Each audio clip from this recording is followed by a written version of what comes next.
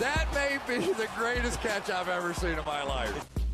Okay, I know we have talked more than enough about those rookies at the top of this draft class.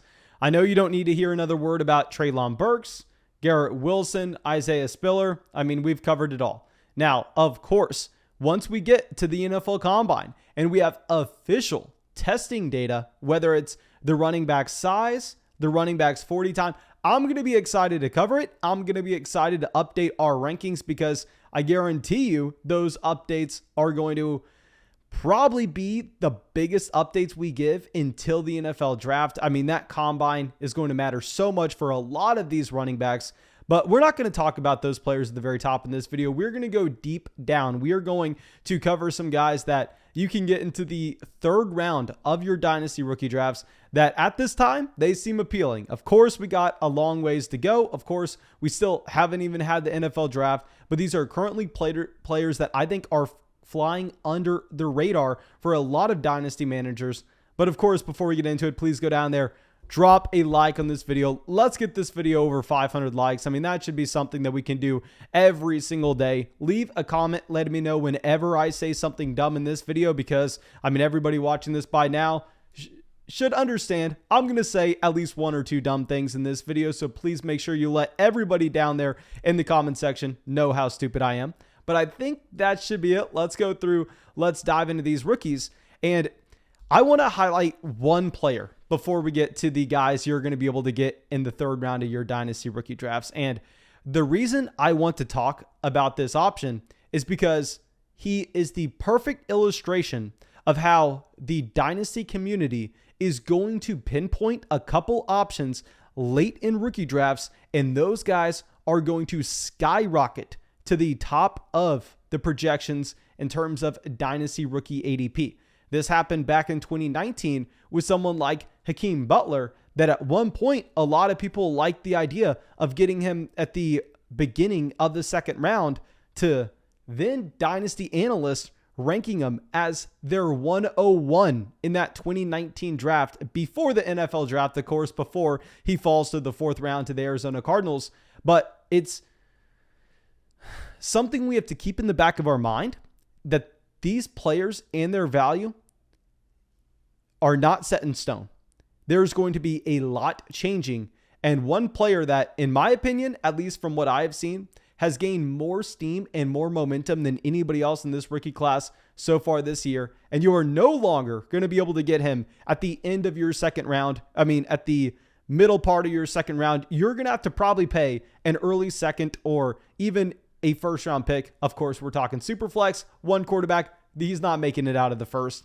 It's going to be George Pickens. And I'm actually going to talk about him here just for a second, because he has been one of these players that has risen so much with his dynasty value, really without anything else changing other than the dynasty community kind of just shining a spotlight on him and saying, look at this guy, look at this guy, look at this guy. And you just see that graph going up. And with George Pickens, I think it's understandable. I'm not going to be the guy coming out here and saying, pump the brakes. I mean, slow down this hype train. I mean, you can see why the hype train exists, because with George Pickens, this was a 5-star prospect coming out of high school. Now, of course, we've shown that analysis that really it doesn't matter too much about those high school recruit rankings at the wide receiver position in particular coming out of school. But in George Pickens' case, I think it does, because it allows us to really build this entire overall profile when there are, I mean, a decent amount of missing variables.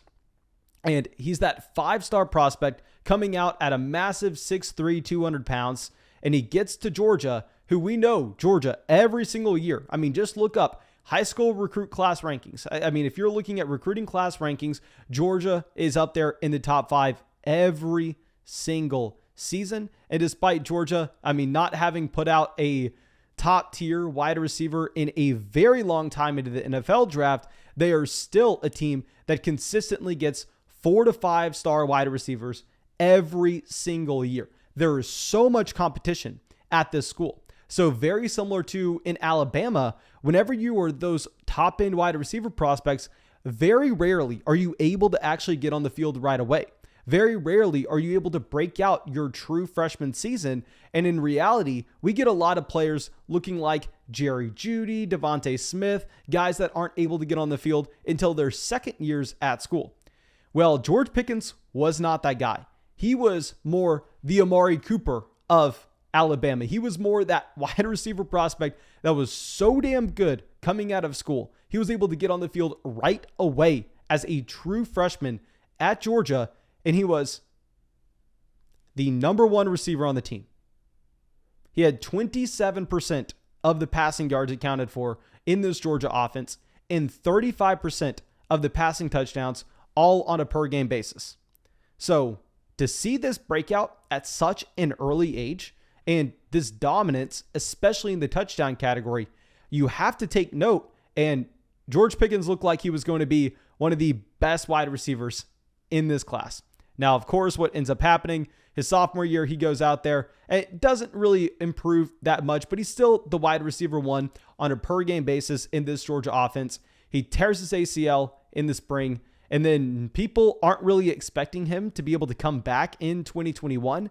Somehow he makes it back, where if you just look at a standard 9-month timetable for the recovery of an ACL tear, you add March, 9 months, you're to the end of December, not expecting to get a player like George Pickens back. Well, he ends up making it back now. I really think it's unfair to look at that junior season and to be able to take anything away from it.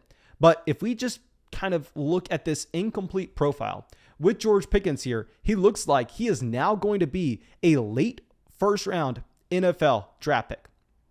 So that checks a pretty big box there. Even if he's an early second, I'm fine if he gets that T. Higgins draft capital. And then you throw on the fact that he had the elite breakout age in an offense where it's damn near impossible for those players that are that young to be able to get on the field right away and produce. George Pickens is the perfect example of being able to identify one of these players as going late in rookie drafts that maybe the Dynasty community is just going to build on that hype train for, because everybody else was undervaluing them, and the Dynasty community appropriately raises that price to where it should be. So that's one example. Obviously not a player you're getting extremely late. However, one guy that is not as talented, but still going at a premium discount, it's going to be Jalen Tolbert.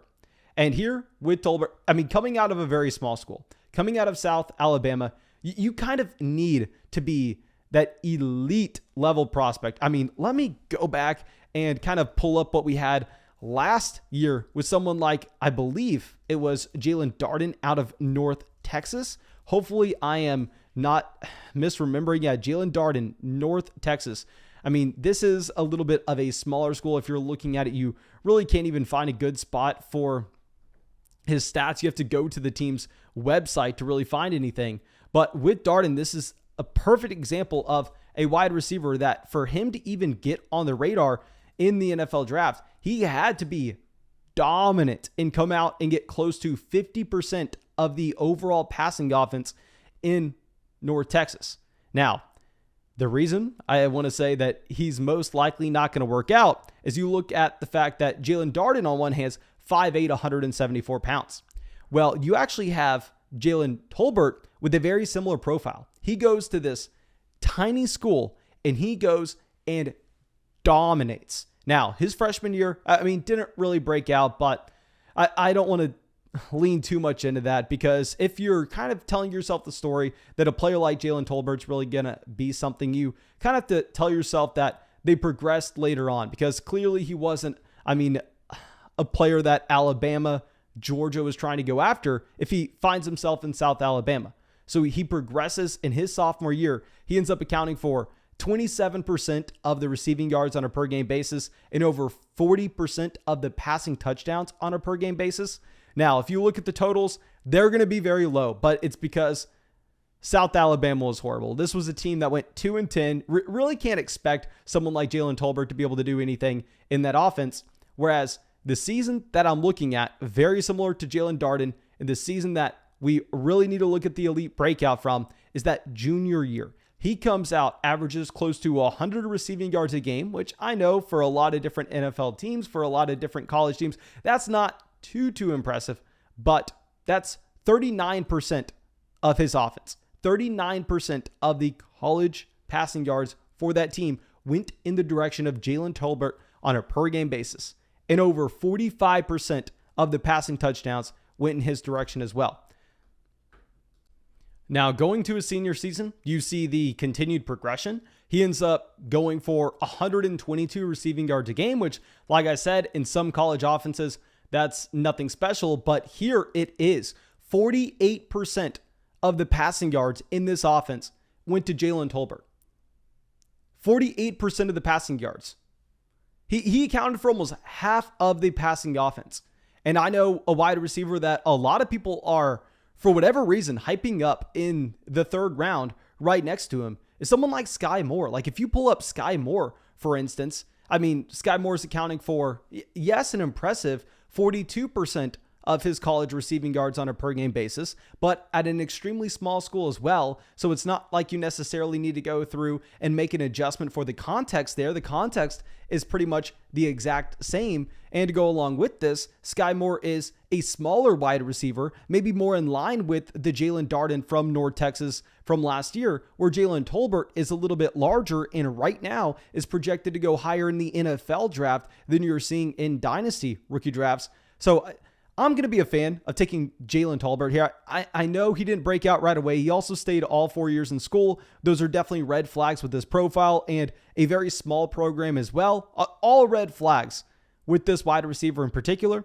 But if he goes in the third round of the NFL draft and we're able to get him in the late third round of our Dynasty rookie drafts, hell yes. Sign me up if you have a wide receiver consistently scoring close to 45% of his team's passing touchdowns. And then also, I mean, up there, 48% of those passing yards going to Jalen Tolbert as well. Those are massive, massive, just green check marks that you're seeing on this profile. And now let's go to a name that I probably am going to butcher and have no idea how to pronounce, but Jalen Weidemeyer. Now, here with Jalen Weidemeyer, this is a player that right off the back, I have to say, just like Isaiah Spiller, you have to question the decision-making capability that this young man has. Now, I mean, I'm not talking about what he does when he gets the ball in his hands. After that, that's fantastic. Once he's on the football field, I mean, he makes great decisions. But the fact that he decided to voluntarily go to Texas A&M University over a school like the University of Texas, I can't understand that personally. And you have to question his decision-making because of so. But outside of that, I mean, this is a tight end that has the raw tools. He's 6'6", 265 pounds. Of course, we're going to have to wait for the official numbers that we get from the NFL Combine, but still, that's impressive. He's coming out of Texas A&M at 21 years old, so 3 years he stayed in college. You don't want those players staying 4 years, even though at tight end, it doesn't matter as much. And if you're looking at NFL mock drafts right now, Jordan Weidemeyer is supposed to be a second-round pick. Now, I really don't see him ever being discussed as a top 24 option in rookie drafts, which I kind of like. I mean, I like to see that the Dynasty community is pushing these rookie tight ends down the board, despite the recent success of a Pat Freiermuth, as well as what you may have had with the best rookie tight end of all time in Kyle Pitts, of course.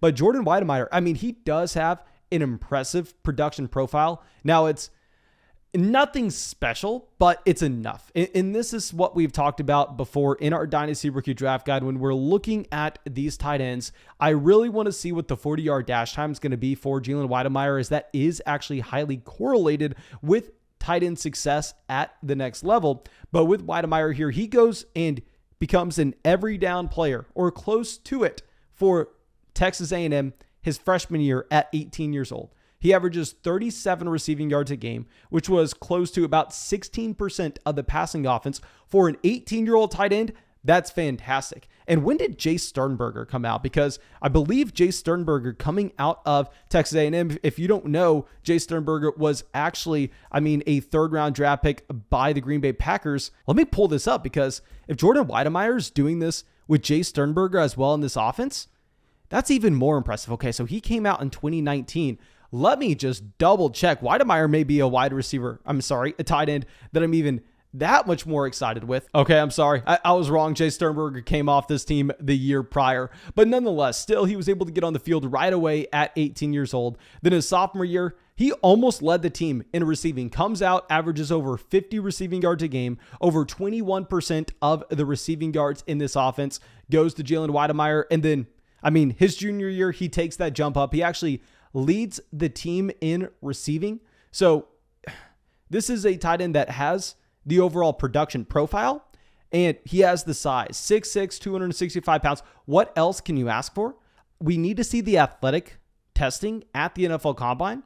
But if he just hits our minimum threshold, I'm going to be willing to actually invest into them in the third round, as we were back in the 2020 draft class with Cole Kmet. As Cole Kmet, obviously was a tight end prospect that wasn't close to Kyle Pitts, but he was being slightly devalued because everybody wrote the entire draft class off. I understand Trey McBride, definitely a better prospect, but Trey McBride is being talked about as an early second round rookie pick right now, where I don't hear anything about Jalen Weidemeyer.